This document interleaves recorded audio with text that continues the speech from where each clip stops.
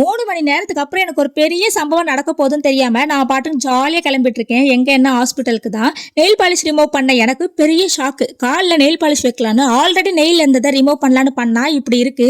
அதான் ஹாஸ்பிட்டலுக்கு வந்துட்டோம். அப்புறம் டெய்லி நம்ம சின்ராஸ் வேலையை விட்டு வரும்போதும் இந்த ரீல்ஸ்ல வர மாதிரி வெல்கம் பண்ணணுமா, அந்த வீடியோலயே ரியாலிட்டி என்னன்னு காட்டிட்டாங்க. அதான் ரியாலிட்டியை நினைச்சேன். நம்ம சின்ராஸை பார்த்து சிரிச்சேன்.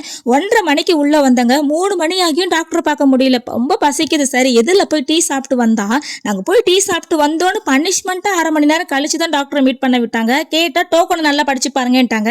என்னடா இது ஸ்கூல் மாதிரி நடத்துறீங்கன்னு நினைச்சுக்கிட்டு உள்ள போனா நகத்தையே புடுங்கணும்னு புடுங்கிட்டாங்க. சரி புடுங்கினது புடுங்கினீங்க, ஒரு மருத்துவசி போட்டாவது புடுங்கலாம்ல, அப்படியே ராவா புடுங்கிட்டாங்க.